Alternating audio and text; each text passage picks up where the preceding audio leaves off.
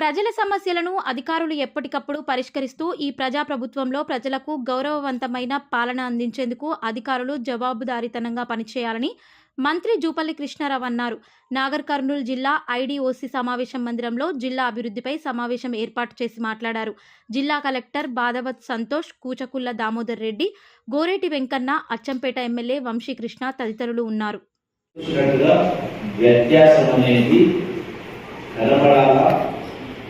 రేవంత్ రెడ్డి గారి పరిపాలన, విద్యమ పాలన మార్పు కనపడాలా.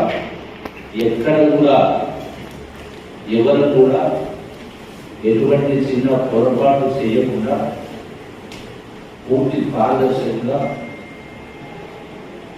ప్రజలకు అందుబాటులో ఉండి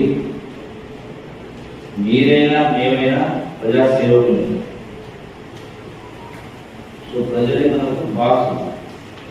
కాబట్టి నేను అందరి కోసం చేస్తాను, ఇంక్లూడింగ్ కలెక్టర్ అధికారులు.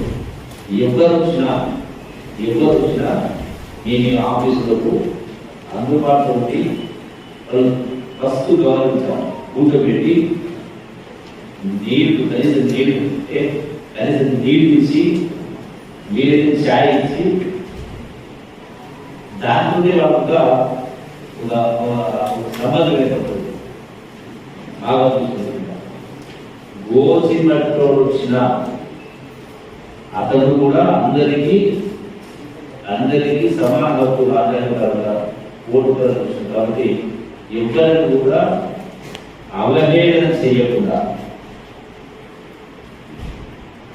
అవమానించకుండా గౌరవం అనేది మొదటి ప్రాధాన్యత